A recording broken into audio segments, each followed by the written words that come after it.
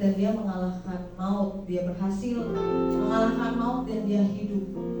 Mari kita mau menyembah di dalam kudus hadiratnya Tuhan. Kita mau hampiri kata kasih karunia-Nya Tuhan, karena kita bisa kuat di dalam Tuhan, sebab dialah Yesus, sebab dialah Tuhan yang menjadi segalanya. Ketika dia hadir, dia ada, dia bangkit, maka kemenangan terjadi di sini.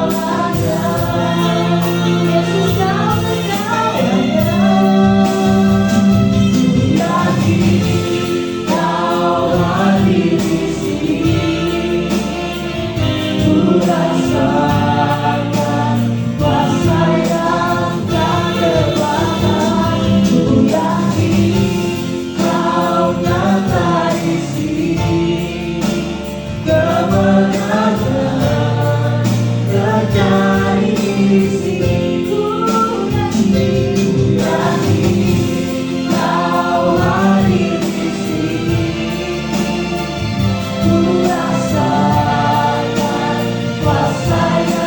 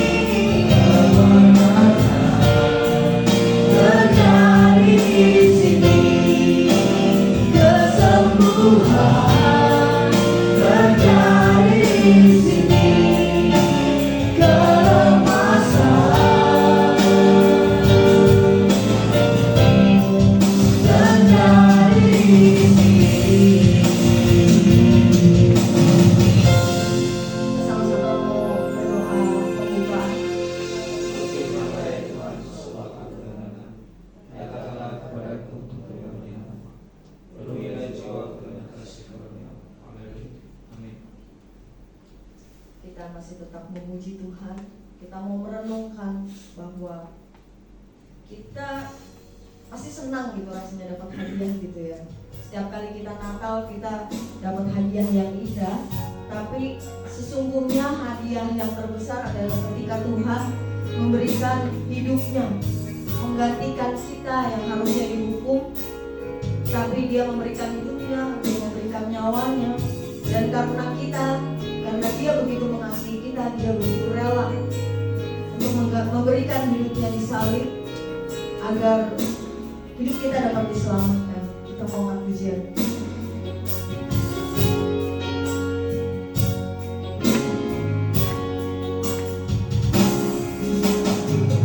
Kita merindukan Natal, hadiah yang indah jauh kawan, namun kau menyadari seorang bayi telah lahir,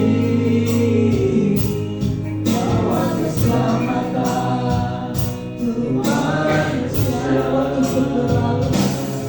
Waktu pun berlalu dan kita pun tahu anugerah yang besar dari Bapa yang relakan anaknya disiksa dan disalibkan. Hidup kita beri karena kasih, karena kita yang menderita, karena kita yang disalibkan. Dunia yang hilang diselamatkan dari hukuman kekal. Waktu terlalu dan kita pun tahu bahwa anugerah besar dari Bapa adalah ketika Dia menyelamatkan anaknya. Lalu dan kita pun tahu anugerah yang besar dari Bapa yang relakan anaknya disiksa dan disalibkan. Ibu kita mari karena kasih, karena kita yang menderita, karena kita yang disalibkan. Dunia yang hilang diselamatkan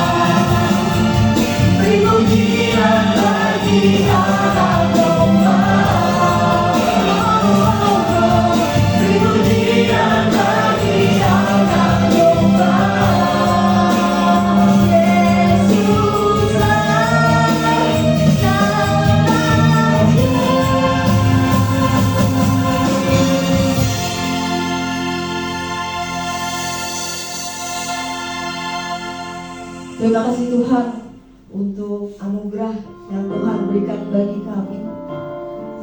Betapa Engkau mengasihi kami Tuhan, sehingga Engkau memberikan hidupmu bagi kami. Kami memberikan glory, kami mau bersorak-sorak bagimu Tuhan, karena kami tahu bahwa Engkau sudah dibangkitkan, karena kami tahu Engkau sudah hidup Tuhan. Terima kasih karena Engkau hidup untuk membuktikan pada dunia betapa besar kuasa-Mu, betapa hebatnya Engkau Tuhan. Terima kasih Tuhan untuk anugerah ini bagi kami Tuhan. Bentar kami mau memulai ibadah ini Tuhan, dari awal, pertengahan hingga akhirnya kiranya Engkau yang tutup bungkus Tuhan, Engkau yang sertai Tuhan, sehingga kami yang hadir pada saat ini boleh merasakan kuasa-Mu, boleh melihat betapa hebatnya Engkau Tuhan. Engkau urapi hamba-Mu yang akan menyampaikan firman-Mu Tuhan. Engkau pakai lidah, bibirnya, bukan karena kehebatannya, melainkan karena Roh-Mu yang bekerja di dalam hidupnya. Tuhan yang sampaikan firman-Mu kepada kami melalui hamba-Mu Tuhan, supaya kami yang hadir hari ini dapat mengerti. Kami yang hadir saat ini boleh mengalami, merasakan, dan melihat bagaimana kuasa Tuhan boleh bekerja dalam hidup kami. Terima kasih Tuhan. Terima kasih ya Bapa. Kami mau serahkan segala sesuatunya di dalam tangan-Mu. Di dalam nama Tuhan Yesus kami sudah berdoa dan mengucap syukur. Haleluya. Kita mau sama-sama katakan amin. Masih kita bagi berdiri, karena hari ini adalah hari kemenangan, hari bersuka cita, karena Tuhan sudah dibangkitkan. Jadi kita masih mau tetap bersorak, karena kalau nyanyi sambil duduk tuh kurang semangat gitu. Jadi kita berdirikan.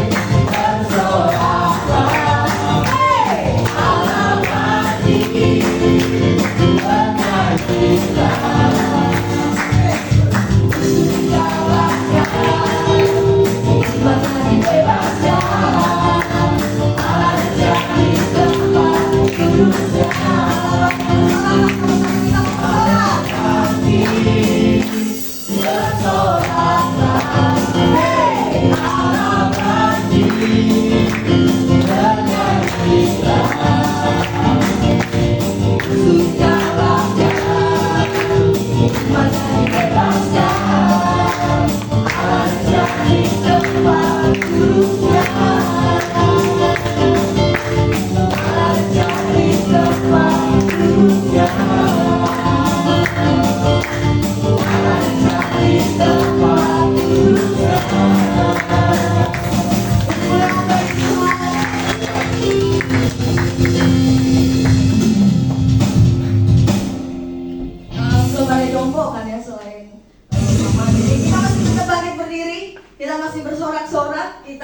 memuliakan nama Tuhan. Kita masih mau menyanyi. Setelah lagu pujian ini kita akan berdoa untuk persembahan. Nanti saya minta Ibu Ina Harapan untuk berdoa. Di jadwal Ibu Ina Harapan. Oh udah ganti, udah ke Bapak Guru berarti ya. Bapak Guru nanti kita ini akan berdoa untuk persembahan. Jadi mari kita tetap bangkit. Kita masih bersorak-sorak. Kita memuliakan nama.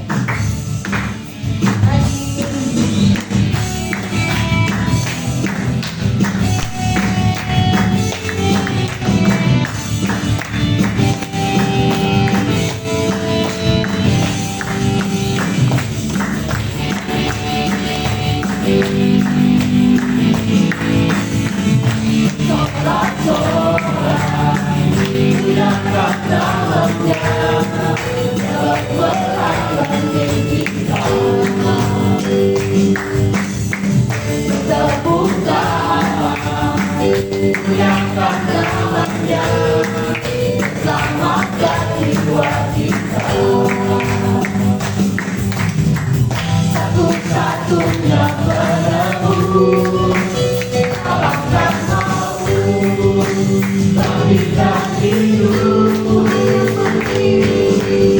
hanya memberi kemenangan bersama kita dialah kita satu jalan kemuliaannya kita perlindungan dan berharapan dan keluar keberadaan dalam kemuliaan asallah berkurang sekali dari kekuatan yang hadir. Jadi mari kita mau bersorak-sorak karena Tuhan sudah berkenan untuk kita.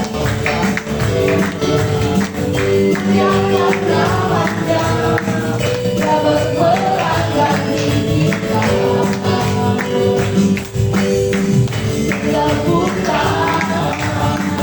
Muliakan namanya, selamatkan jiwa kita. Satu-satunya penebus jalankan mau bagikan hidup hanya memberi kemenangan bersama kita.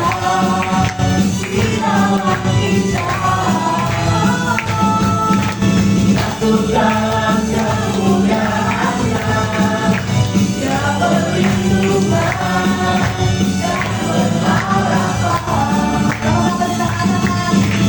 Tuhan yang memberikan kemenangan bersama kita, tinggallah kita.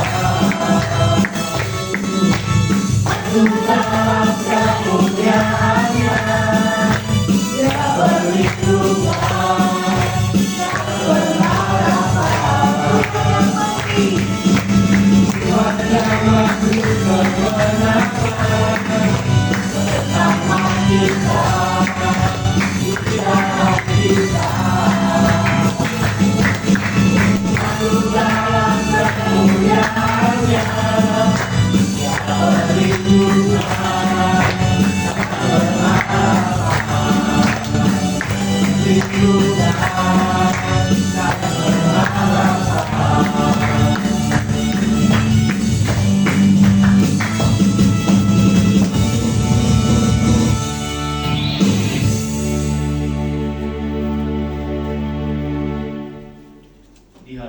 Di hadapan kami sujud senantiasa ya Bapa, karena kami menyadari bahwa hidup kami ada oleh karena Engkau. Bahwa pada saat hari ini kami merasakan kebangkitan dan kebahagiaan yang luar biasa daripada. Sebab kalau Engkau tidak bangkit, maka kami adalah sia-sia hidup kami. Kini kami merasakan kuasa Allah mengalir di tempat ini, mengalir dalam hidup kami oleh karena kebenaran-Mu. Karena Engkau ya Tuhan telah bangkit dan Engkau naik. Kami berbahagia semua saat ini Bapa. Kami akan memberikan persembahan kami di hadapan. Kami merasakan kuasa Allah Oleh karena itu kami memberikan persembahan kami, yang sebenarnya ini adalah semua daripada Tuhan. Kami tidak punya apa-apa, semuanya berasal daripada Tuhan. Kami memberikan Bapa apa yang telah Kau beri bagi kami. Terimalah persembahan kami dan berkati persembahan kami, agar menjadi berkat bagi gereja di tempat. Berkati jemaat-Mu yang hadir pada pagi hari. Mereka memberikan jiwa roh mereka, tubuh mereka di hadapan Tuhan. Oleh karena itu Bapa, berkati mereka Bapa. Biarlah apa yang telah mereka berikan kepada Tuhan pada saat ini, Tuhan akan balaskan apa yang terbaik bagi kehidupan mereka. Mereka berguna, mereka berfungsi bagi sesama dan bagi semua orang. Percaya bahwa Engkau yang membalaskan kebaikan-kebaikan mereka yang mereka berikan di hadapan Tuhan. Tuhan, jika sebentar juga kami akan mendengarkan firman-Mu disampaikan oleh hamba. Kami mohon kuasa Allah akan turun ke atas hamba. Biarkanlah apa yang disampaikan oleh hamba-Mu tidak semata-mata dari dirinya sendiri, melainkan berasal dari kuasa Allah Roh Kudus memakai mengurapi hamba-Mu. Biar apa yang diutarakan, yang disampaikan sungguh benar-benar memenangkan kami sebagai jiwa-jiwa yang haus akan firman-Mu Tuhan. Penuhi kami dengan kuasa Roh-Mu. Biar kami yang akan mendengarkan firman-Mu, kami boleh bangkit dan boleh kami mengimani, dan iman kami boleh kokoh oleh karena kebenaran firman-Mu Bapa. Berkati hamba-Mu Bapa dengan dahsyat. Urapi hamba-Mu dengan kuasa-Mu. Terima kasih Bapa. Kami berdoa, kami mengucap syukur dalam nama Yesus Kristus. Haleluya. Amin. Kita akan memberikan persembahan, silakan duduk. Yang bertugas saya persilakan. Sebab Dia Allah yang sanggup melimpahkan segalanya dan anugerahnya yang begitu besar bagi kita. Aku diberkati, aku dilimpahkan. Karena Dia adalah Allah yang menyediakan.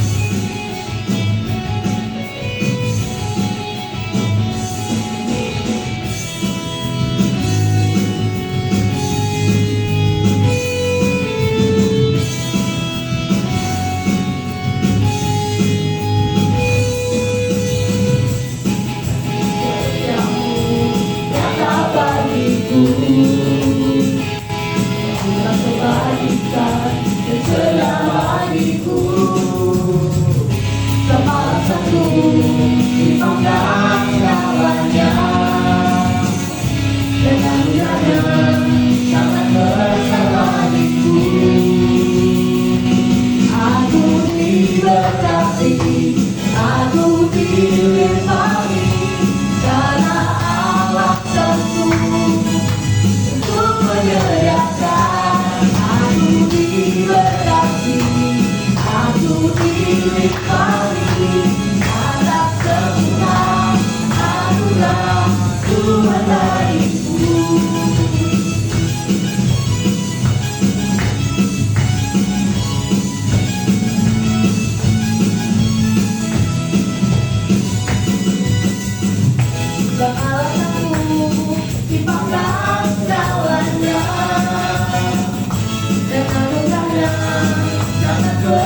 bagiku.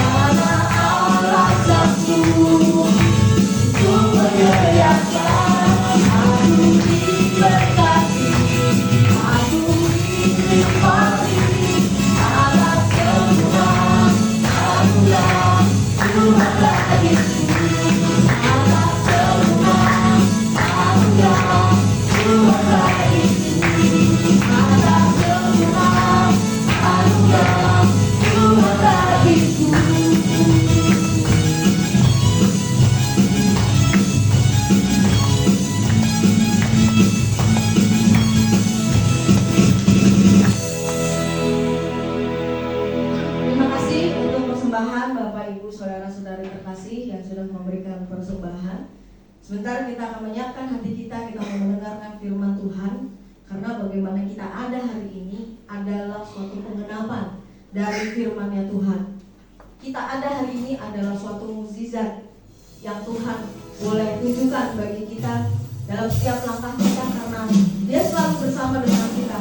Jadi mari kita mau buktikan hidup kita bahwa kita adalah suatu bukti dari kebesaran Tuhan.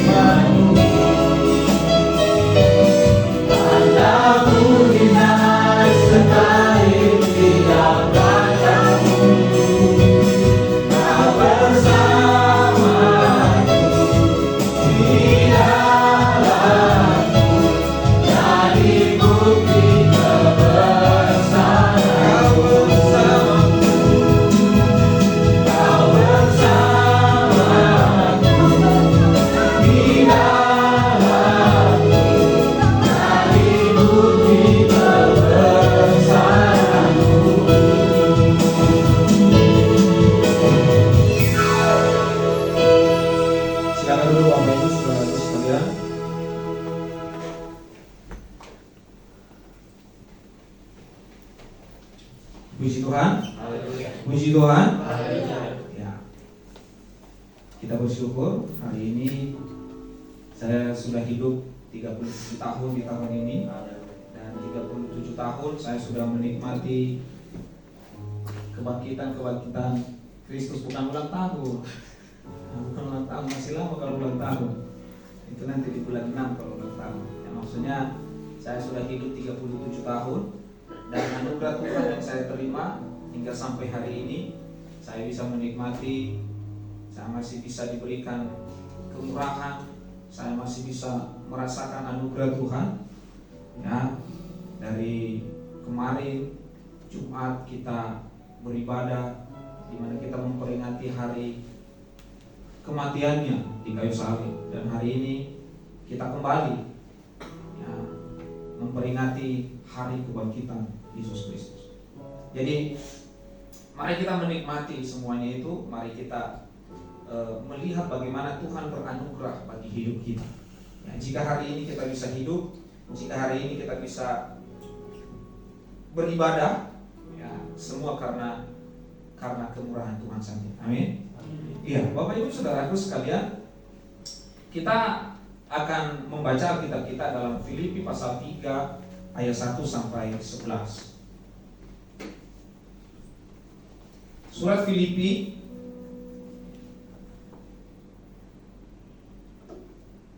Filipi pasal 3 ayat 1 sampai 11. Kita akan membaca secara responsoria. Ayat ini lumayan tidak panjang sih, hanya 11 saja. Jadi kita membaca saling bergantian. Saya ayat yang ganjil, Bapak Ibu ayat yang genap. Yang belum mendapatkannya, amin. Dapat semua. Oke, mari kita membaca secara bergantian. Saya ayat pertama, Bapak Ibu ayat yang kedua, dan demikian seterusnya kita saling bergantian hingga sampai di ayat yang ke-11. Kebenaran yang sejati akhirnya, saudara-saudaraku, bersukacitalah dalam Tuhan. Menuliskan hal ini lagi kepadamu tidaklah berat bagiku dan memberi kepastian kepadamu. Hati-hatilah terhadap janji, hati-hatilah terhadap percaya yang salah, hati-hatilah terhadap penyembah palsu. Karena kitalah orang-orang bersunat yang beribadah oleh Roh Allah dan bermegah dalam Kristus Yesus dan tidak menaruh kepercayaan pada hal-hal lahiriah. Sekalipun aku juga ada alasan untuk menaruh percaya pada hal-hal lahiriah. Jika ada orang lain yang tidak dapat menaruh percaya pada hal-hal lahiriah, aku lebih baik. Disunat pada hari ke-8 dari bangsa Israel, dari suku Benyamin, orang Ibrani asli, tentang pendirian terhadap hukum Taurat, aku orang Farisi. Tentang kegiatan aku menganiaya jemaat, tentang kebenaran dalam mentaati hukum Taurat, aku tidak bercacat. Tetapi apa yang dahulu merupakan keuntungan bagiku, sekarang kuanggap rugi karena Kristus. Malahan segala sesuatu kuanggap rugi, karena pengenalan akan Kristus Yesus, Tuhanku lebih mulia daripada semuanya. Oleh karena Dialah aku telah melepaskan semuanya itu dan menganggapnya sampah, supaya aku menolak Kristus. Dan berada dalam Dia bukan dengan kebenaranku sendiri karena mentaati hukum Taurat, melainkan dengan kebenaran karena kepercayaan kepada Kristus, yaitu kebenaran yang Allah anugerahkan berdasarkan kepercayaan. Yang kehendaki ialah mengenal Dia dan kuasa kebangkitannya dan persekutuan dalam penderitaannya, di mana aku menjadi serupa dengan Dia dalam kematiannya, supaya aku akhirnya beroleh kebangkitan dari antara orang mati. Kita baca bersama-sama ayat 10 dan 11, 1, 2, 3. Yang ku kehendaki ialah mengenal Dia dan kuasa kebangkitannya dan persekutuan dalam penderitaannya, di mana aku menjadi serupa dengan Dia dalam kematiannya, supaya aku akhirnya beroleh kebangkitan dari antara orang mati. Puji Tuhan. Topik yang akan kita bicarakan hari ini, Bapak Ibu Saudaraku sekalian, adalah mati menjadi hidup. Mati menjadi hidup. Ya, hari Jumat yang lalu kita diingatkan, kita pemberitaan firman Tuhan ya tentang kebenaran akan kematian Yesus Kristus. Bagaimana Ia mengasihi kehidupan kita, bagaimana Ia juga menerapkan keadilannya bagi manusia itu sendiri. Nah, hari ini kita akan berbicara tentang mati menjadi hidup. Nah, Bapak Ibu Saudaraku sekalian, selama ini kita berpikir bahwa kekristenan itu adalah mengubah yang buruk menjadi yang baik. Ya. Kita berpikir selama ini bahwa kekristenan itu berbicara bagaimana orang jahat menjadi baik. Bagaimana orang yang tidak bertobat menjadi bertobat. Bagaimana orang yang buruk lakunya menjadi baik. Lalu akhirnya kita begitu capek, kita akhirnya begitu, bagaimana kita memaksa orang, lalu kita mencari firman Tuhan, bagaimana orang ini bertobat. Lalu bagaimana kita berusaha agar firman Tuhan yang diberitakan dari belakang mimbar ini agar jemaat bisa berubah? Karena kita merasa bahwa kita terbeban dan kita mengatakan bahwa tugas kekristenan adalah membuat jemaat menjadi berubah. Membuat jemaat dari orang yang tidak bertobat menjadi bertobat. Membuat jemaat dari orang jahat menjadi baik. Lalu akhirnya kita begitu capek, kita begitu sulitnya mengeksegesis kebenaran-kebenaran firman Tuhan hanya dengan tujuan adalah agar jemaat bisa berubah, agar jemaat bisa bertobat. Lalu hamba-hamba Tuhan, guru Injil, sintua, pendeta, gembala sidang, capeknya minta ampun. Ya, seolah-olah bahwa kekristenan itu berbicara tentang kalau kau jahat maka firman Tuhan bekerja untuk mengubah engkau. No. Ya. Kristen tidak berbicara bagaimana kita mengubah orang. Kristen tidak berbicara bagaimana orang jahat menjadi baik. Kristen tidak pernah berbicara bagaimana supaya kita membuat kebenaran firman itu agar jemaat bisa diubahkan. Enggak. Karena kalau begitu kita akan capek. Karena kalau begitu kita akan kesulitan. Karena kalau begitu kita akan terus menjilat hati jemaat.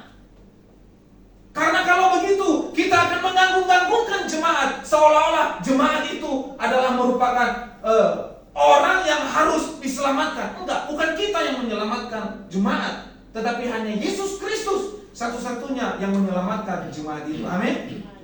Maka kekristenan berbicara tentang bagaimana kuasa kematian itu bisa menjadi hidup. Kekristenan itu berbicara bagaimana kematian itu bisa menjadi hidup. Bukan lagi kita berbicara tentang bagaimana kesembuhan, bagaimana orang yang lumpuh bisa berjalan, bagaimana orang yang buta bisa mendengar.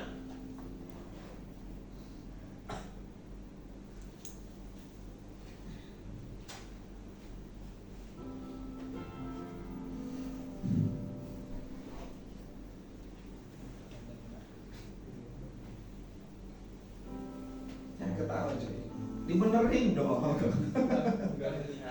iya. Ya, kekristenan bukan lagi berbicara tentang mukjizat. Kekristenan bukan lagi berbicara tentang nubuatan. Kekristenan bukan lagi berbicara tentang bahasa roh. Kekristenan bukan lagi berbicara tentang yang buta bisa melihat, yang tuli bisa mendengar, yang lumpuh bisa berjalan, lalu yang sakit perut bisa sembuh. Bukan lagi tentang berbicara bagaimana orang rajin ke gereja, bagaimana lagi kita harus membayar persepuluhan, bagaimana kita memberikan persembahan. Kekristenan bukan lagi berbicara tentang itu. Bukan itu lagi yang kita kejar. Bukan itu lagi yang harus kita rindukan. Bagaimana saya bisa sembuh? Bagaimana ketika saya sakit kanker, lalu ada kuasa Tuhan yang menyembuhkan itu. Bukan itu. Kekristenan bukan lagi berbicara hal-hal receh yang seperti itu. Karena itu hanya recehan.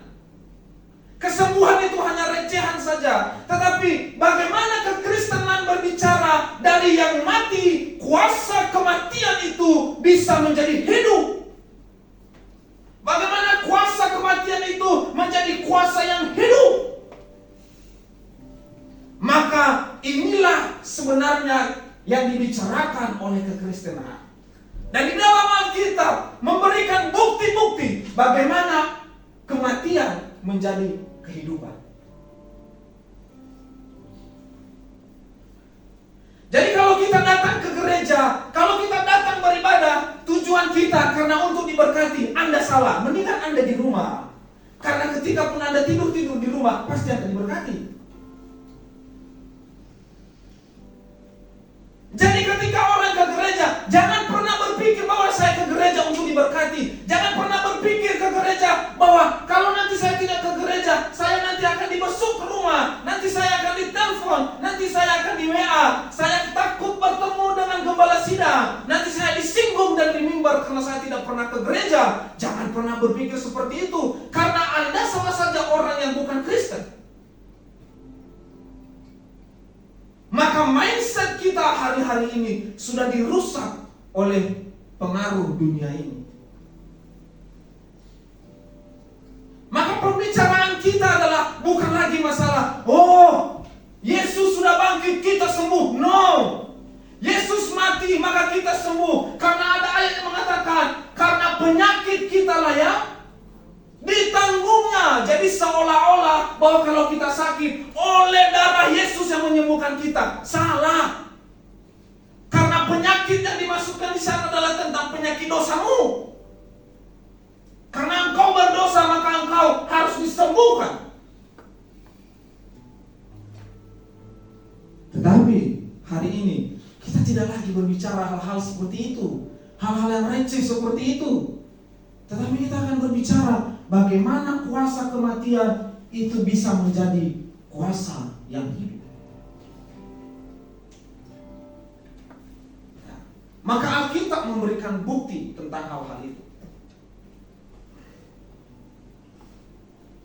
Kita akan lihat, kita mulai dari Perjanjian Lama, Bapak Ibu Saudaraku sekalian. Kita lihat sejarah yang begitu mencengangkan di dalam Perjanjian Lama.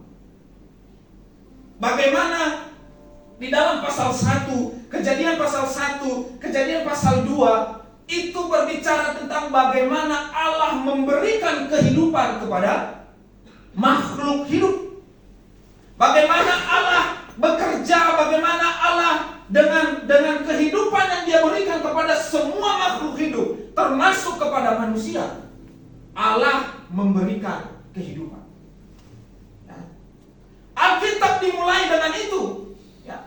Mengawali Perjanjian Lama itu, maka para pembaca disuguhkan dengan cerita yang menakjubkan, yaitu Allah memberikan kehidupan kepada makhluk hidup, termasuk manusia yang diciptakan dengan sangat istimewa, meskipun berakhir dengan kematian. Jadi awal manusia itu diberikan kehidupan, tetapi berakhir kepada kematian. Kalau engkau memakan buah itu, maka engkau akan mati. Allah sudah memberikan kehidupan, tetapi manusia memilih kematian. Mulailah dari sini. Bagaimana terus kematian itu mengikuti semua, mengikuti umat manusia. Cerita ini tahu? Tahu cerita ini? Hah? Apa? Ya? Seseorang nabi yang disuruh Allah masuk ke lembah. Lihatlah tengkorak-tengkorak itu. Anda tahu cerita itu? Puji Tuhan lah kalau nggak tahu. Jadi saya punya kesempatan untuk punya materi yang panjang ini. Ya? Ini tentang cerita Nabi Yehezkiel. Bagaimana ia disuruh Allah masuk ke lembah. Turun ke lembah. Lihat, ada tengkorak-tengkorak yang mati di sana. Dan bernubuatlah kepada tengkorak itu. Maka tengkorak-tengkorak itu akan hidup. Ya. Dari kematian. Bahkan sudah jadi tengkorak. Ya. Sudah jadi tengkorak. Nanti kalian bisa baca di Yehezkiel pasal 37. Ya. Ada sekumpulan tengkorak yang sudah mati, tidak bernyawa. Ya namanya tengkorak kan? Tak berdaging pun itu tengkorak itu. Lalu sekumpulan di sana, lalu Yehezkiel dia turun dengan perintah Allah dan dia turun ke lembah itu dan dia melihat sekumpulan tengkorak yang begitu banyak sekali. Dan Allah mengatakan kepada Yehezkiel, bernubuatlah kepada tengkorak-tengkorak itu, maka aku akan memberikan kehidupan kepada tengkorak-tengkorak itu. Lalu bernubuatlah kepada tengkorak-tengkorak itu, aku akan memberikan daging kepada mereka, aku akan memberikan tubuh kepada mereka, maka mereka akan hidup. Lalu diberikan kehidupan kepada tengkorak-tengkorak itu. Sampai pada akhirnya tengkorak-tengkorak yang dibangkitkan itu menjadi bala tentara yang besar.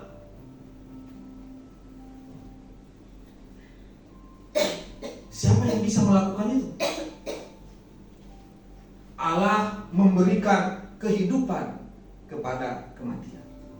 Yang tadinya tengkorak itu mati, tidak punya nyawa, tidak punya tubuh, tidak punya nafas hidup, tetapi Tuhan memberikan kehidupan kepada kematian itu. Jadi kematian kepada kehidupan. Kok tahu Pak? Kasih tahu ini. Ini tentang ayo ngomong. Yesus Kenapa Yesusnya? membangkitkan anak mati.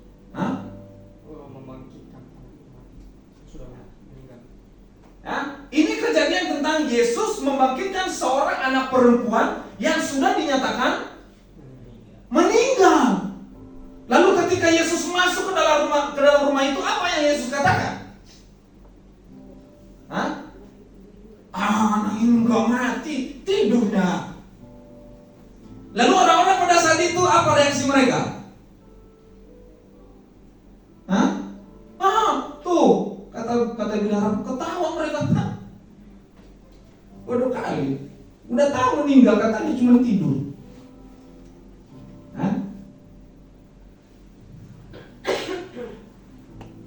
Seorang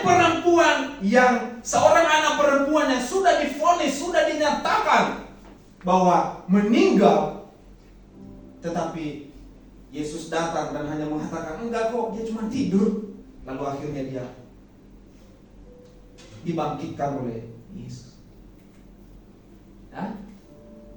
Masih tahu ini? Ini tentang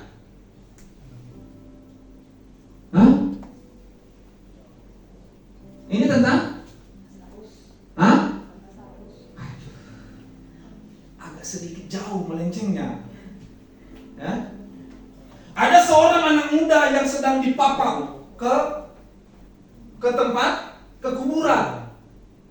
Udah mati nih si anak mudanya. Lalu Yesus lewat.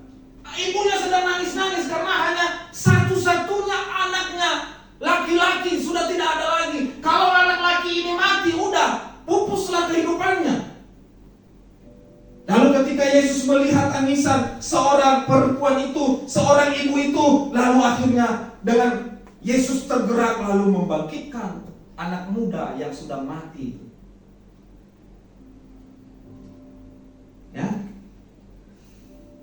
Kematian ke dalam hidup. Yesus melakukannya. Kematian ke dalam hidup. Nah ini baru. Ini tentang haleluya. Ini tentang Lazarus. Sudah mati, bahkan sudah membusuk. Artinya udah bau. Kalau sudah bau itu agak sulit untuk dihidupkan. Dalam sejarahnya bahwa Yesus tidak langsung datang tuh. Kayaknya itu Lazarus ditunggu mati. Tetapi Yesus datang. Ayo antarkan aku. Di mana kuburannya? Udah dikubur coy. Di mana kuburannya? Biar datang gua. Itu pun dia tidak ketok itu. Pintunya si Lazarus. Dia dari jauh dan dia berteriak, bangunlah.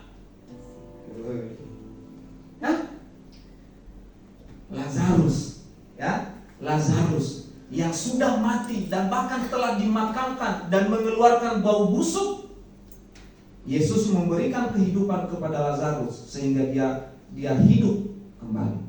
Kematian ke dalam hidup.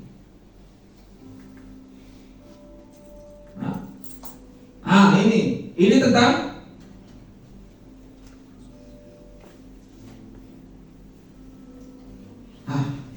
kakinya tolong kakinya ya. Kayak kaki tuh mikir kayaknya. Bukan ini yang mikir, kakinya yang mikir. Apa ini? Ini tentang kejadian anak muda yang jatuh dari lantai 3. Tikikus. Istri pendeta.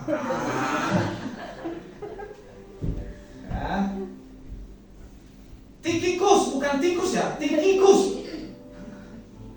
Tikikus mengantuk mendengar firman.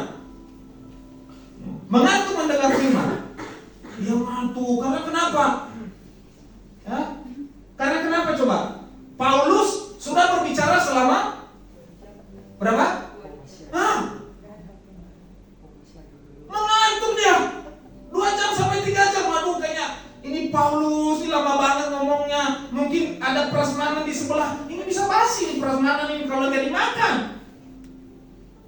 Dilihatin terus tiba-tiba. Masalahnya juga dia duduk di jendela. Yang bodoh banget duduk di jendela. Ada lantai kok duduk di jendela. Akhirnya karena dia mengantuk, lalu jumplanglah ke belakang. Dia kirain di belakang itu ada kasur. Ternyata di bawahnya ada batu. Akhirnya jatuh dan mati. Jadi hati-hatilah yang ngantuk mendengar. Karena kalau ngantuk mendengar firman ujung-ujungnya mati. Mati.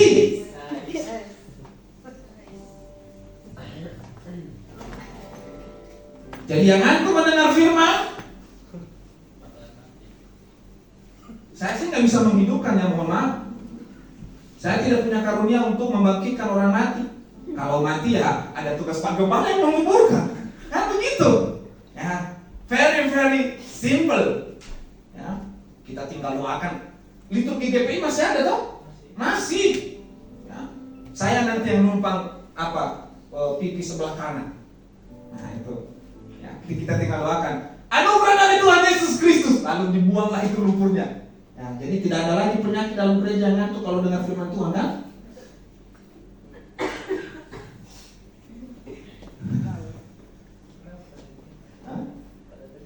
Iya. Karena mati kan? Iya. Tikikus.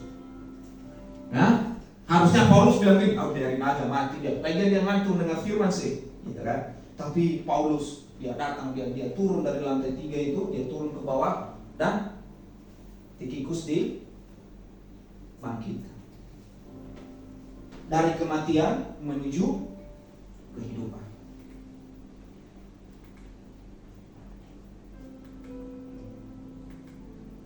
Lalu terakhir, dari kematian menuju kehidupan, Yesus sendiri. Dia mati, lalu pada hari yang ketiga, lalu dia bangkit. Yesus mati dan dikubur selama masa waktu 3 hari. Dan setelah itu bangkit dari kematian pada hari yang ketiga. Meskipun banyak problem apologetik tentang ini, ada yang mengatakan dia mati hari Rabu dan segala macam. Itu tidak penting, itu tidak mengurangi iman kita tentang itu. Yang kita percaya bahwa pagi-pagi minggu itu, ya, terserah mau gimana penafsiran orang lain, tetapi yang kita percaya pada hari yang ketiga dia bangkit. Mau dia itu mati di hari Senin, bangkit pada hari Rabu, terserah. Tidak ada pengaruh bagi iman kita itu. Yang kita tahu adalah Yesus mati menebus manusia yang berdosa, lalu dia bangkit memberikan kehidupan bagi manusia itu sendiri.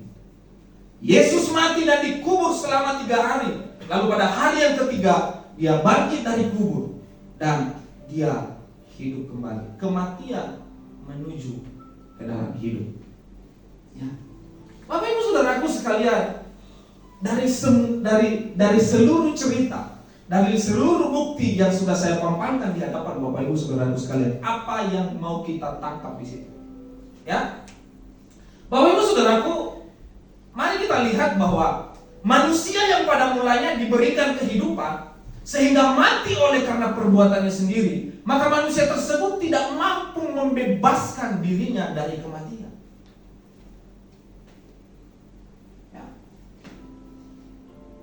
Dia tidak mampu membebaskan dirinya dari kematian itu. Gak mampu. Orang sudah mati kok. Allah mengatakan kalau engkau memakan buah itu maka engkau akan mati. Artinya orang mati nggak bisa melakukan apa-apa, nggak bisa bergerak. Coba orang mati itu kamu tendang, kamu ludahi, bahkan kamu bakar sekalipun, dia nggak akan punya reaksi. Maka orang yang mati tidak punya sedikit pun peran penting dalam keselamatannya dia. Bahkan dia tidak mampu memilih. Ya. Sehingga manusia itu berusaha untuk berbuat baik. Sehingga manusia itu berbuat segala sesuatunya bagaimana dia bisa selamat. Tetapi itu tidak mengubah apapun. Manusia tidak pernah mampu memilih, ya, dia akan berbakti kepada siapa. Namanya orang mati. Orang mati tidak bisa berbicara. Orang mati tidak bisa berbuat apa-apa. Orang mati tidak bisa bergerak, tidak bisa melakukan apa-apa dalam hidupnya. Karena hanya satu yang mampu membuat dia hidup kembali adalah Tuhan.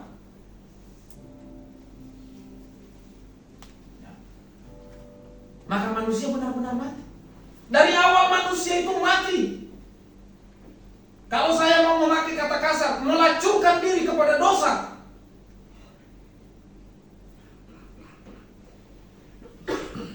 Apa peran kita dalam keselamatan kita? Apa peran kita? Enggak ada peran kita sedikit pun. Maka kita tidak bisa berkeberatan. Kita tidak bisa mengatakan bahwa aku berbakti kepada Engkau Tuhan. Enggak, itu bukan peranmu.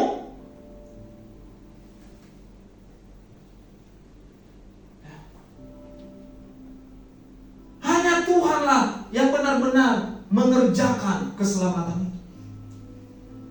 Kita nggak bisa mengerjakan keselamatan kita, nggak bisa. Paulus mengatakan kerjakan keselamatan, konteksnya beda. Satu-satunya yang mampu mengerjakan keselamatan kita dan sudah selesai di kayu salib, itu hanya Yesus yang mengerjakan keselamatan itu. Hari Jumat kita sudah dengar, Yesus itu kasih, Yesus itu adil.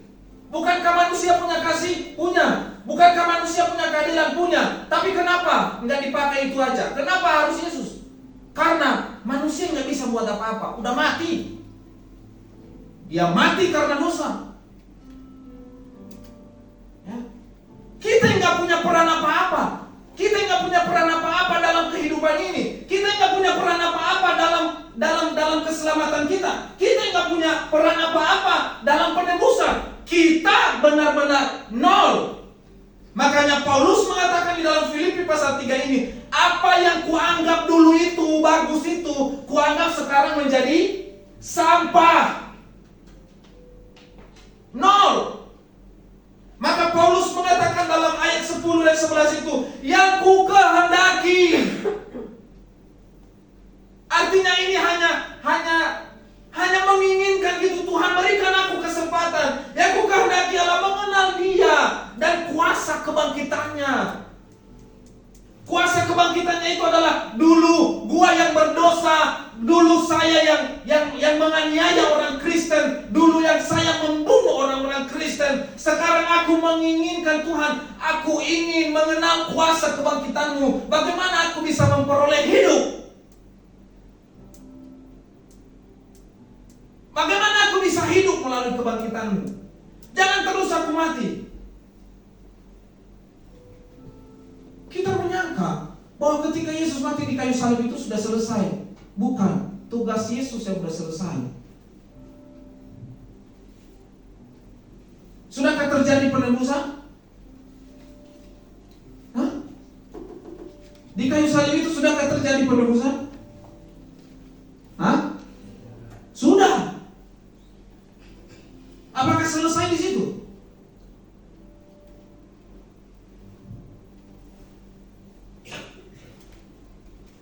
Ya, tidak selesai sampai di sana. Maka Yesus harus bangkit. Untuk apa? Supaya kita yang ditebus dari kematian ini beroleh kehidupan. Maka Dia harus hidup kembali. Kalau Dia tidak hidup, kita tetap mati. Kalau Dia tidak hidup, kita tetap di dalam kubur. Kalau Dia tidak hidup, bagaimana kita mendeklarasikan kita sudah selamat? Maka Dia harus hidup. Untuk apa? Deklarasi pertama, gua hidup, lu selamat. Jadi keselamatan itu bukan di saat disalib, bukan di saat dikubur, itu penebusan. Tetapi keselamatan itu terjadi di saat Dia hidup dan mendeklarasikan kita milik Tuhan. Dia hidup, maka aku hidup. Kalau Dia masih mati, maka kita tetap mati. Nggak bisa ngapa-ngapain. Maka penebusan Tuhan merupakan satu-satunya yang menyelamatkan hidup kita. Maka kebangkitan Yesus Kristus di hari yang ketiga itu adalah memberikan kita kembali hidup, di mana hampir beribu tahun malah, beribu tahun kita hidup di dalam dosa, kita hidup di dalam kematian. Maka ketika Yesus mati menebus manusia yang berdosa, maka tidak hanya sampai pada kematian, Tuhan harus memberikan kehidupan kepada manusia itu, sehingga dia harus bangkit dan hidup. Agar apa? Agar manusia yang sudah mati itu diberikan kembali hidup kepada mereka. Maka kebangkitan itu berbicara bukan tentang yang lain-lain, tapi kebangkitan itu berbicara bahwa yang mati menjadi hidup untuk diberikan kepada manusia. Kita yang mati di dalam dosa, maka Tuhan memberikan kehidupan bagi kita yang sudah mati tersebut. Agar apa? Agar manusia yang tadinya sudah mati di dalam dosa ini, mereka beroleh kembali kehidupan. Supaya ini bisa hidup kembali. Karena ini diawali dengan kehidupan menuju kematian. Tuhan sudah memberikan kehidupan kepada mereka, tetapi mereka justru memilih kematian. Maka siklusnya kematian, kebangkitan, lalu kebangkitan ini memberikan kehidupan kembali di sini. Maka kebangkitan itu berbicara tentang bagaimana kita kembali ke dalam hidup. Bagaimana kita kembali ke dalam hidup? Bukan kita yang membawa kita ke dalam hidup. Allah lah, Yesus lah, Tuhan lah yang membawa kita ke dalam hidup itu. Maka semua ini hanya mampu kita dapatkan oleh karena anugerah. Anugerah bukan berarti gratis. Perspektif yang salah bahwa dikatakan anugerah itu gratis.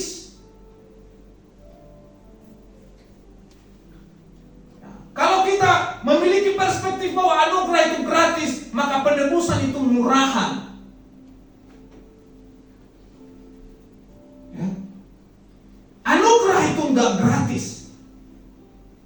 Diberikan cuma-cuma bukan berarti gratis. Kalau hidupmu ditebus, bukan berarti engkau enggak tahu diri. Ikutlah Tuhan. Kalau hidupmu dibebaskan dari utang dosamu, maka ikutlah Tuhan. Ya? Perubahan status manusia dari kematian ke dalam hidup hanyalah oleh anugerah Tuhan saja. Tidak ada peran manusia sedikit pun atas kehidupan yang dia dapatkan. Kebangkitan Yesus memberikan satu makna, yaitu manusia diberikan kehidupan kembali. Jadi apa peran kita? Sehingga kita begitu hebat di hadapan Tuhan. Apa status kita sehingga kita mengatakan bahwa saya pendeta, saya guru Injil, saya sintua, saya penyokong gereja ini. Apa hebatmu? Itu bukan peran pentingmu di situ. Kalau engkau masih berpikir seperti itu, kau belum bertobat. Ya? Maka dari awal saya mengatakan, kekristenan itu bukan mengubah orang dari buruk menjadi baik, tetapi dari hidup yang mati kepada kehidupan dengan Kristus. Maka jangan capek-capek kita mengubah orang, karena kalau dia tidak paham konsep ini, anugerah ini, maka sia-sia. Hanya orang yang benar-benar sudah masuk dalam anugerah ini, maka tanpa kita harus mengatakan kau berubah, kau bertobat, maka dia tobat sendiri. Nggak usah capek-capek. Tugas kita beritakan firman, perhatikan jemaat. Masalah dia bertobat, nggak usah. Biarkan Tuhan yang bekerja itu. Nggak ada peran kita di situ. Jangan akhirnya seolah-olah bahwa karena saya loh dia bertobat, karena pemberitaan firman saya loh dia bertobat, karena saya loh, sehingga kita memiliki peran di situ, padahal kita nggak punya peran apa-apa.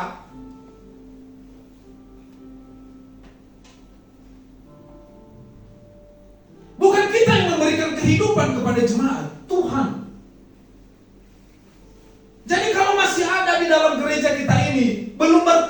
berarti dia belum mendapatkan ini. Anugerah ini. Belum, dia belum sampai di sini. Dia masih di sini. Dia masih dalam kehidupan yang mati. Dia masih berproses aja di sini, muter-muter aja di sini. Ya. Jadi nggak usah kagum dengan gereja yang kasih mujizat, nggak usah kagum dengan gereja yang begitu wah luar biasa, nggak usah kagum dengan itu. Kagumlah kepada Tuhan yang menebus kita, bangkit memberikan kehidupan dan memberikan kita anugerah. Kagumlah dengan itu. Jangan kagum dengan mujizat-mujizat, jangan kagum dengan kesembuhan, jangan kagum dengan pendeta yang mampu membangkitkan orang mati. Tapi kita tidak pernah kagum ketika kita diingatkan dosa kita. Kita tidak pernah bersyukur dan berterima kasih. Terima kasih Tuhan, hari ini saya ditampar oleh firman. Enggak. Justru kalau kita tersinggung, lalu ketika kita ditegur melalui firman Tuhan, justru langkah yang kita ambil adalah pindah. Langkah yang kita ambil keluar. Enggak bagus itu, sakit hati mulu kita firmannya. Ya, di gereja itu enggak ada humor-humornya. Di gereja itu enggak ada lawak-lawaknya. Datanglah aku ke ini, ke gereja yang punya lawak-lawak. No, datang tuh ke GBI Glow, banyak lawaknya di situ. Ya. Lalu ada salah satu pendeta yang mengatakan itu, Brian Siwarta. Saya berani mengatakan itu, Brian Siwarta. Dia mengatakan bahwa semua agama bisa masuk surga. Monggo, silakan saja. Tapi buat saya, dia masuk surga menurut kepercayaannya, menurut Tuhan yang dia percaya. Silakan saja.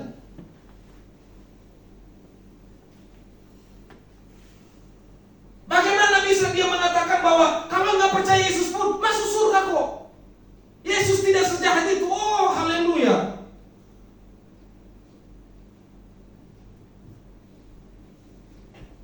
Nah,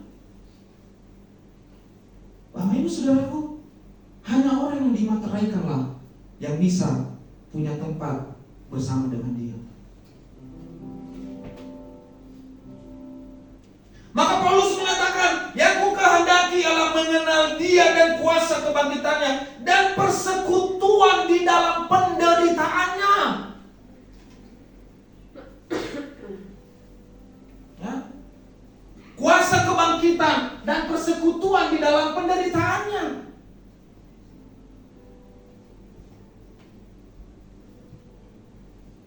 Kita hanya mau kebangkitannya. Salahnya kita di situ. Kita hanya mau kita diberikan hidup, tapi kita tidak mau penderitaannya. Kita tidak mau menghidupi penderitaannya. Paulus mengatakan, bukan hanya yang ku mau kebangkitanmu, tapi persekutuan di dalam penderitaan.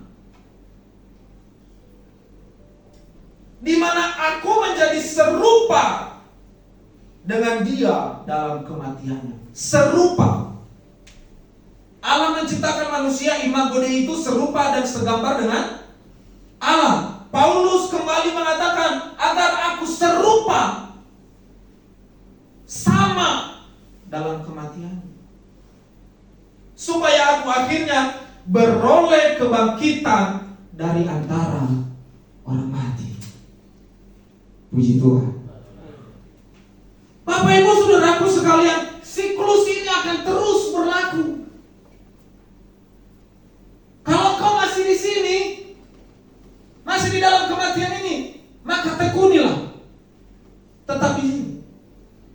Tekuni terus di sini. Dalam kematian dalam dosa. Kamu terus akan hidup dalam dosamu. Berdosa aja terus. Sikat. Maka ketika kita beroleh anugerah, kita pun diberikan kebebasan. Ya. Tapi ingat, kita tidak pernah punya peran apa-apa di situ. Ya. Kita tidak pernah punya peran apa-apa. Tuhan memberikan kita kesempatan. Tuhan memberikan kita hidup. Artinya, jika kebangkitan Yesus itu mampu memberikan kita hidup, maka itulah kesempatan yang Tuhan berikan bagi kita. Ya. Jadi bagi Bapak Ibu, ya, bagi Bapak Ibu, saudara-saudaraku yang masih hidup di dalam keberdosaan, mari kita berubah bersama-sama. Kita berubah bersama-sama. Kematian ke dalam hidup. Ya. Jadi kekristenan itu berbicara tentang kuasa kematian. Kuasa kematian itu berubah menjadi kuasa yang hidup. Dan kita sudah merasakan itu. Hari ini kita memperingati Yesus bangkit dari antara orang mati. Artinya kita hidup kembali. Kita hidup kembali. Kita bebas. Kita bebas. Kita bebas. Kita dilepaskan dari perangkap dosa. Tuhan menarik kita dari kegelapan agar kita beroleh kehidupan. Ya. Yang ku kehendaki ialah mengenal Dia. Ya. Yang pertama adalah mengenal Dia. Yang kedua, kuasa kebangkitannya dan persekutuan dalam penderitaannya, di mana aku menjadi serupa dengan Dia dalam kematian. Ya. Janganlah hanya merindukan kehidupannya, jangan hanya merindukan engkau hidup, tetapi ketika engkau menikmati hidup, Paulus mengatakan engkau bukan hanya menikmati hidup, tapi sekarang engkau harus bersekutu di dalam penderitaan. Karena ada tujuannya, ada goalsnya. Goalnya yaitu agar kita serupa dengan Dia di dalam kematian itu, supaya aku akhirnya beroleh juga kebangkitan dari antara orang mati.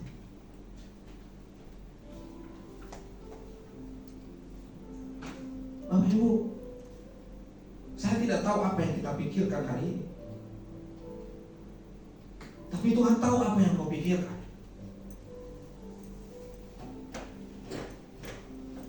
Tetapi satu hal yang harus kita sadar, bahwa kita tidak punya peran apa-apa dalam hidup ini. Tuhanlah yang punya peran paling besar dalam hidup ini. Ya. Maka saya tidak pernah mengatakan oleh karena saya, oleh karena pendeta perhatian Hareva.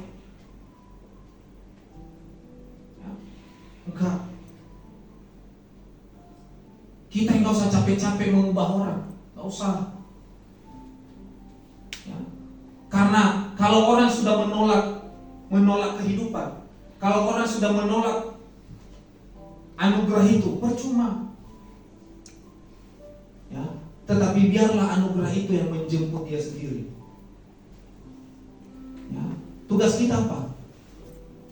Katakan saja, sampaikan saja. Masalah dia bertobat, urusannya dia itu. Ya. Bukan berarti orang ada di dalam gereja itu udah bertobat semua itu. Tetapi biarlah anugerah Tuhan yang menjemput dia. Biarlah anugerah Tuhan yang memberikan kehidupan bagi dia. Kita tidak usah capek-capek. Kita fokus saja pada firman. Kita fokus saja bagaimana kita membangun iman jemaat. Udah. Karena Yesus sudah bangkit kok. Dia sudah bangkit memberikan kehidupan kepada manusia. Terserah manusia mau hidup dalam kebangkitan itu, terserah dia. Dan biarlah Roh Allah yang akan senantiasa, ya, memberikan kehidupan bagi setiap umat manusia itu. Yesus Tuhan juru selamat hidup kita. Meskipun kita harus berjalan dalam lembah kekelaman, meskipun kita hidup dalam jalan yang gelap, meskipun kita tidak tahu bagaimana kita harus berjalan, tetapi yang kita tahu, Yesus itu adalah Tuhan dan juru selamat kehidupan kita. Tidak ada pilihan bagi kita. Tidak ada pilihan yang tidak ada satupun pilihan bagi kita. Yesus engkau juru selamat. Hanya Dialah yang mampu menyelamatkan kehidupan kita. Tidak ada yang lain. Ya, tidak ada yang lain. Walau ku harus berjalan dalam lembah kegelapan. Saya mau mengundang kita semua sama-sama berdiri.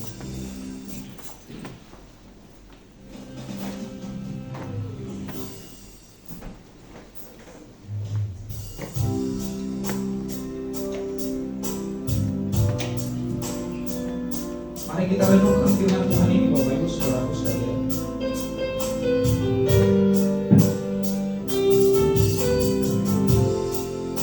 Kita nggak ada peran sedikit pun dalam keselamatan kita.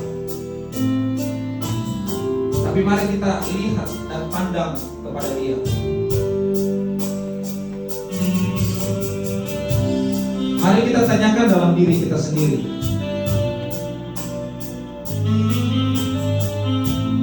Sudahkah ku terima kehidupan ini? Sudahkah ku dapatkan anugerah itu?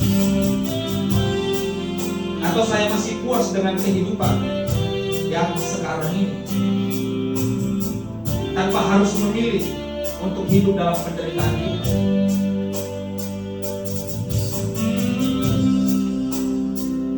Yesus Tuhan adalah juru selamat kehidupan. Ku harus berjalan dalam lembah kegelapan, perlindungan-Mu, oh Tuhan, nyatalah bagi hidupku. Tiada pernah sedikitpun, tiada pernah Kau tinggalkan. Sungguh mulia dan sempurna, hanya Kaulah yang disembah. Yesus, Engkau juru selamatku, dalam janji-Mu kebenaran-Mu selamanya akan ku nyatakan besar setia-Mu, Tuhan hidupku.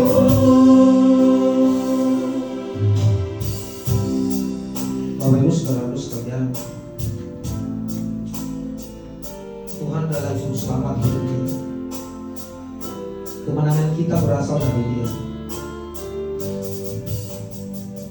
Kita tidak pernah menciptakan kemenangan sendiri. Bahkan untuk selamat pun kita tidak bisa. Bahkan untuk melihat kehidupan saja kita tidak bisa. Karena kita masih hidup dalam kegelapan. Kita masih tinggal dalam kegelapan. Tak ada perbuatan yang membuat kita bisa bersinar. Tak ada perbuatan yang bisa membawa kita ke dalam hidup. Tetapi satu-satunya cara, Tuhan Yesus Kristus yang memberikan hidup bagi kita. Tuhan Yesus Kristus yang memberikan terang kepada kita dalam kegelapan, sehingga kita bisa melihat jalan kemana kita harus menuju, tempat yang seharusnya. Kita dulu sudah mati, lalu kehidupan itu dikembalikan lagi oleh Tuhan. Apakah kita punya peran di sana? Kita tidak pernah punya peran apa-apa. Tuhanlah yang mengerjakan keselamatan kita, dan keselamatan itu sudah selesai dikerjakan. Maka hari ini, karena kita sudah selamat, maka kita mengerjakan apa yang seharusnya. Mengenal kebangkitannya, hidup dalam penderitaannya, agar kita serupa dengan Dia kembali. Artinya Bapak Ibu Saudaraku, sebenarnya kita sudah buruk dari dahulu. Kita sudah hancur oleh karena dosa. Tetapi Tuhan mengembalikan kembali hidup itu kepada kita, agar kita kembali serupa dengan Dia. Kita punya tujuan, Allah punya tujuan, agar pada hari-hari akhir kita akan memperoleh kebangkitan dari antara orang mati.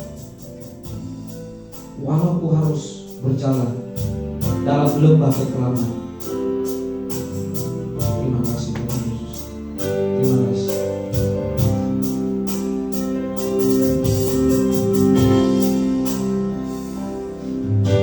Walau ku harus berjalan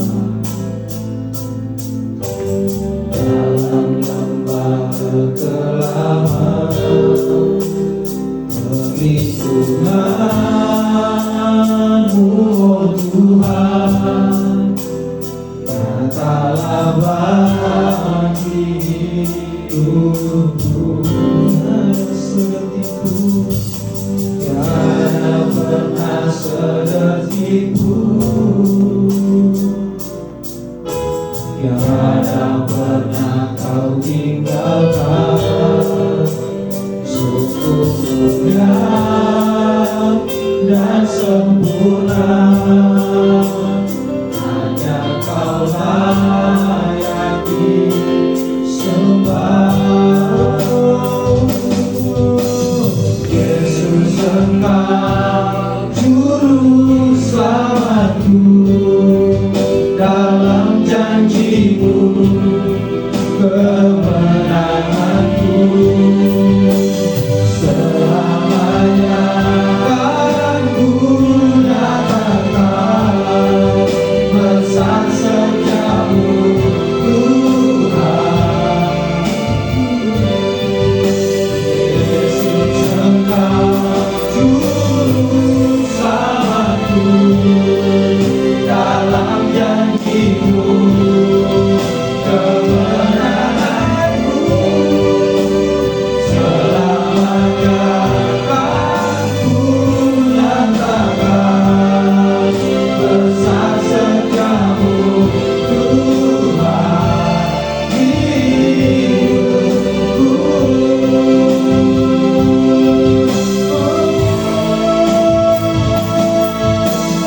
Yesus, Engkau juru selamatku, dalam janji-Mu kemenanganku. Selamanya akan ku nyatakan pesan setiamu, Tuhan. Yesus, Engkau juru selamatku, dalam janji-Mu kemenanganku. Selamanya akan ku nyatakan pesan setiamu, Tuhan. Yesus, Engkau juru selamatku, dalam janji-Mu kemenanganku. Selamanya akan ku nyatakan pesan setiamu, Tuhan. Yesus, Engkau juru selamatku, dalam janji-Mu kemenanganku. Selamanya akan ku nyatakan pesan setiamu, Tuhan, hidupku.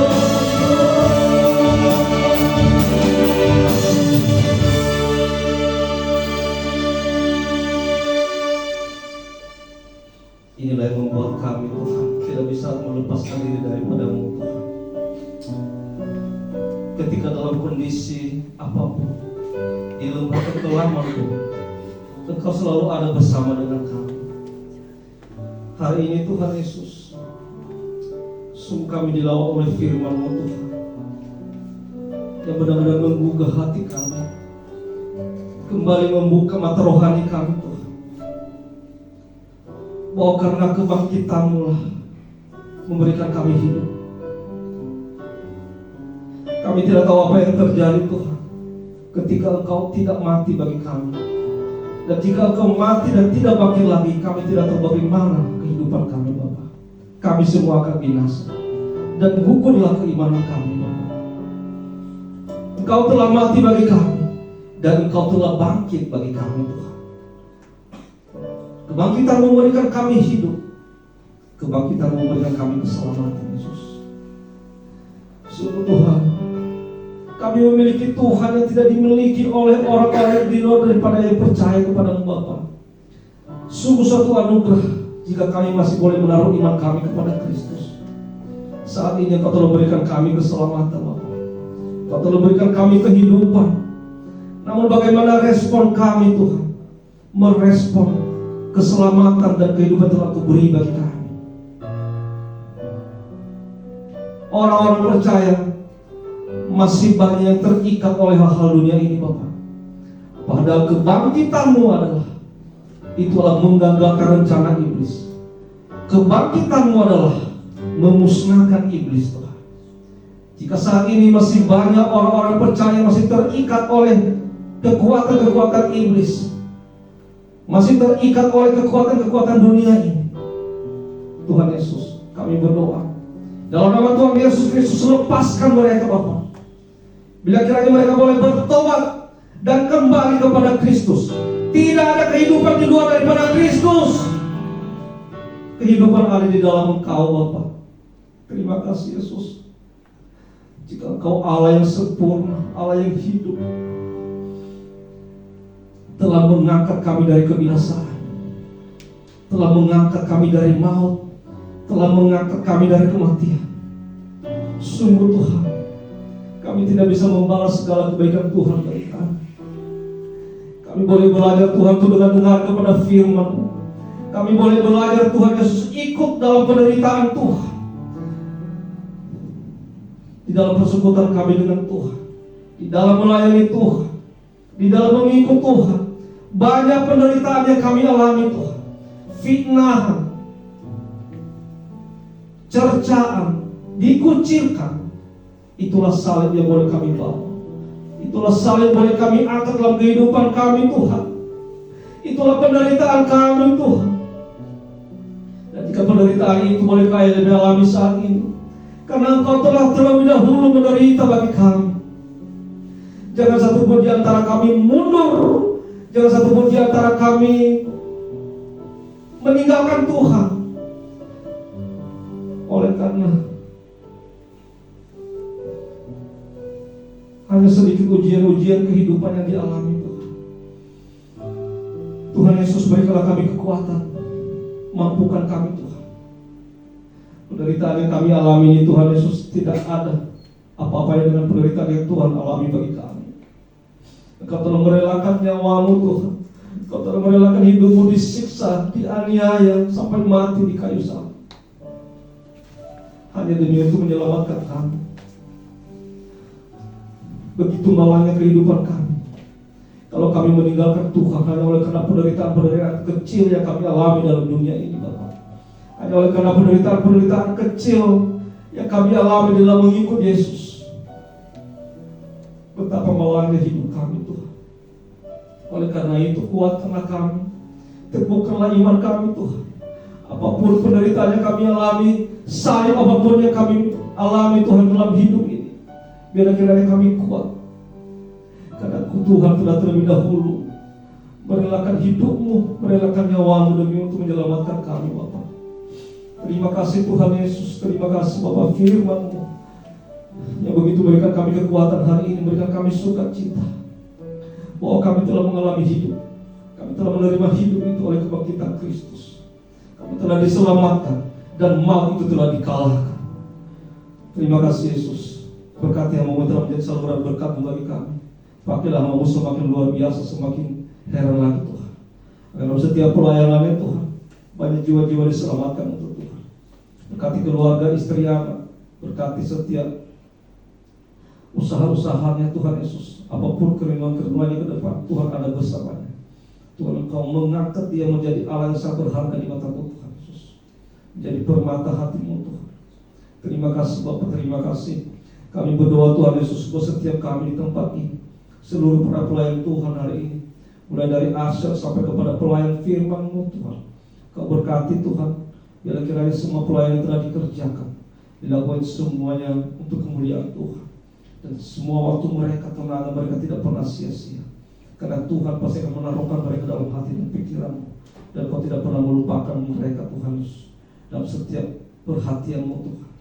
Tuhan, terima kasih Bapa, berkat setiap para hamba-hamba Tuhan di tempat ini, mulai dari gembala sampai kepada pelayan-pelayan altar. Berikanlah kami kesatuan hati, karena kami bisa saling boleh berpegangan tangan untuk menjalankan pelayanan ini dengan hormat dan takut akan Tuhan. Berkat seluruh setiap jemaat yang telah hadir di tempat ini Bapak, mulai dari orang tua kami sampai kepada anak-anak kecil, Engkau berkati Bapak. Bila kiranya Tuhan, jemaat-jemaat yang digembalakan di tempat ini semakin didewasakan, semakin bertumbuh kerohanian mereka. Mereka semakin kuat di dalam Kristus. Jumlah kami yang masih sedikit Tuhan, kami percaya itu tidak mengurangi kualitas keimanan kami, kualitas rohani kami. Justru kami boleh belajar dari kesederhanaan kami untuk semakin meningkatkan kerohanian kami Tuhan, untuk semakin kami menjadi dengar-dengar kepada firman Tuhan, untuk membentuk dan menumpas kehidupan kami. Tuhan, terima kasih Bapak. Dan sidang jemaat yang tidak bersama-sama dengan kami hari ini, kami juga berdoa, dimanapun mereka berada, Tuhan tolong mereka, pakai mereka Tuhan. Mungkin mereka bekerja, pakailah mereka dalam pekerjaan mereka. Atau mungkin mereka di rumah, Tuhan lindungi mereka Bapak. Dan mungkin mereka juga sakit, Tuhan sembuhkan mereka. Mungkin mereka dalam masalah, Tuhan selesaikan masalah mereka Tuhan. Kami percaya Tuhan memiliki kuasa untuk menyelesaikan segala sesuatu yang Tuhan kehendaki buat setiap kehidupan kami. Tuhan, terima kasih Bapak. Kami juga berdoa Tuhan Yesus seluruh sedang jemaat saat ini, yang kami melihat banyak jemaat-Mu Tuhan Yesus sekarang ini mengalami kurang sehat badan, mengalami sakit. Semua jemaat yang hari ini mengalami sakit, mengalami kurang sehat badan. Kami berdoa kiranya lewat bilu-bilu-Mu Yesus, kiranya lewat tangan-Mu yang penuh kuasa, Engkau menyembuhkan penyakit mereka di dalam nama Tuhan Yesus Kristus. Tuhan angkat penyakitnya, Tuhan sembuhkan penyakit mereka, dan Tuhan pulihkan kesehatan mereka dengan sempurna, sehingga mereka boleh kembali melakukan segala aktivitas mereka, dan lebih Tuhan Yesus aktivitas pelayanan mereka dengan totalitas kepada Tuhan. Terima kasih Bapa, terima kasih. Ini hidup kami hari ini, kami serahkan di tangan-Mu Tuhan. Kami berdoa Tuhan Yesus buat seluruh anak-anak Tuhan yang telah memberikan persembahan kepada-Mu. Engkau berkati Tuhan, berkati tangan mereka, berkati usaha pekerjaan mereka, dan bagi mereka yang belum bisa memberikan, Tuhan bukakanlah jalan bagi mereka, buka pintu berkat-Mu Tuhan. Berikanlah Tuhan Yesus mereka pekerjaan atau usaha yang terbaik, sehingga pada hari-hari yang akan datang mereka mulai memberikan yang terbaik untuk kemuliaan bagi Tuhan.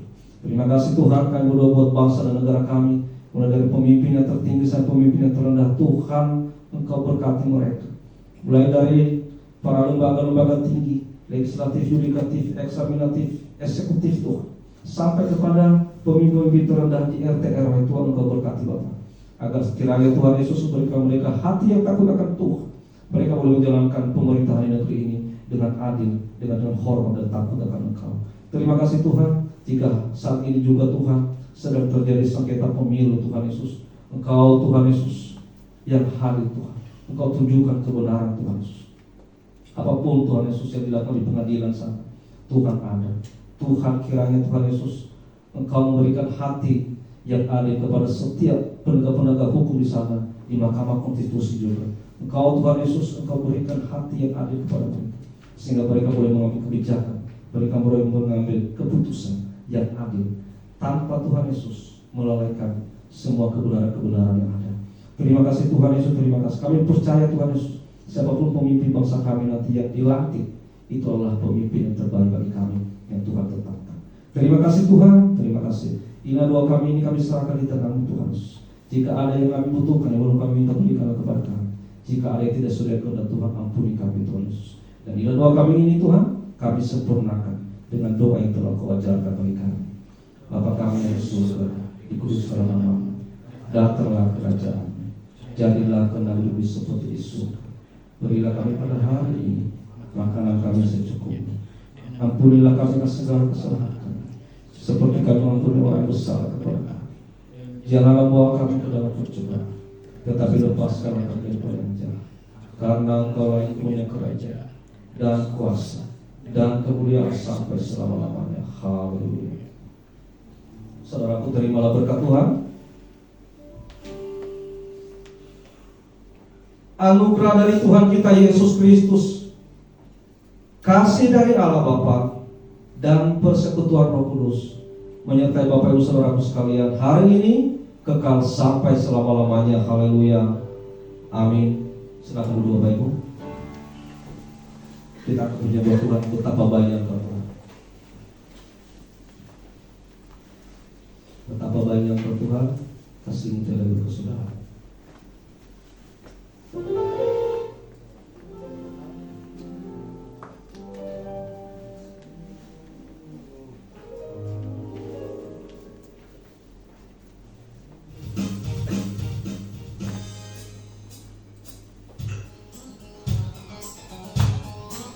Baik, kita sembah Tuhan. Katakan betapa baiknya Allah Tuhan, kasih-Mu tiada berkesudahan.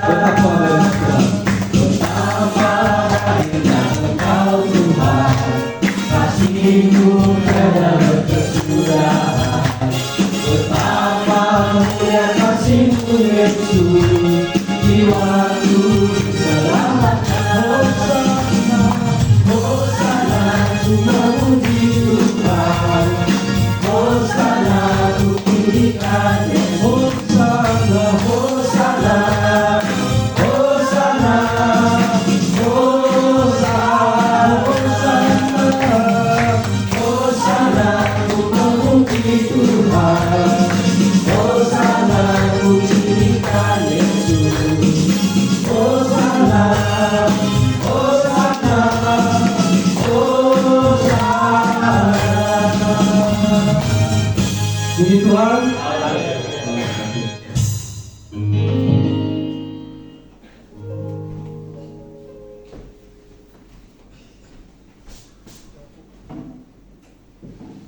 Terima kasih untuk hambanya sudah menyampaikan firman Tuhan-Nya bagi kita, bahwa mengingatkan kita bahwa melalui kematiannya dan kebangkitannya kita dimenangkan gitu ya. Jadi kalau tanpa kebangkitan Tuhan maka kita tuh bukan apa-apa, kita akan tetap mati gitu. Terima kasih untuk firman Tuhan-Nya. Kiranya kita pulang boleh membawa semangat ini bahwa saya sudah dimenangkan. Terima kasih juga untuk pelayan Altan hari ini yang melayani Tuhan di hari ini, pemain musik, singer, WL, LCD, juga kamera di belakang, pembawa kolektor, juga usher. Terima kasih, kiranya Tuhan yang membalaskan berlipat kali ganda. Juga terima kasih Bapak Ibu yang sudah hadir, Bapak Ibu, saudara-saudari semua yang sudah hadir hari ini. Kiranya kita boleh sama-sama terus untuk bersekutu, memuji, menyembah Tuhan, rindu lagi, lebih lagi rindu untuk mencari kebenaran Tuhan. Juga untuk petugas minggu depan, kita sudah memasuki bulan yang keempat di tahun 2024. Jadi minggu pertama di bulan April, tanggal 7 April kita tetap ibadah seperti biasa jam 10 di tempat ini. Lalu worship leader akan dilayani oleh Saudara Rian, singernya Ibu Yeni dan Dasman. Usher dilayani oleh keluarga guru BGA. Infokus dilayani oleh Saudara Ras, kolektornya Saudara Joy. Lalu firman Tuhan akan dilayani oleh Bapak Pimpinan Jemaat. Lalu musik dilayani oleh Saudara Dedi. Lalu doa persembahan dilayani oleh Bapak Guru BGA. Doa penyerahan akan dilayani oleh Pendeta PR Harefa. Lalu keterangannya adalah spreading teaching serial, jadi pengembalaan itu ya. Lalu ibadah tengah minggu hari Jumat seperti biasa jam 7:30 di tempat ini. Terus juga ibadah youth hari Sabtu jam 7 malam. Jadi sama-sama kita yang anak muda, jiwa muda, sama-sama berkumpul, kita mendengarkan firman Tuhan, kita banyak kegiatan, ada kayak kemarin kita nonton film, jadi melalui film itu kita belajar bagaimana kasih Tuhan, redeeming love gitu sama kita gitu kan. Terus juga ada kegiatan-kegiatan lain yang pastinya lebih menarik gitu ya, nggak cuma sekedar ibadah biasa kayak kita gini gitu. Jadi di ibadah youth itu biasanya lebih variatif, kita lebih bisa menyalurkan jiwa muda kita. Kalau ada ide-ide silakan gitu ya. Lalu latihan setiap hari Sabtu, jamnya silakan nanti disepakati sendiri. Lalu setelah ini kita ada latihan kur untuk peresmian sektor ya, peresmian sektor 8. Jadi kita persiapkan KR kan peresmian, beda ya? Oke, jadi untuk KKR kita akan persembahkan pujian kur, jadi kita sama-sama latihan supaya kita bisa memberikan yang terbaik gitu ya. Itu aja. Ada tambahan? Udah ya? Oke, udah baik. Kita akan memberikan persembahan yang berikutnya. Kita mau katakan, aku diberkati.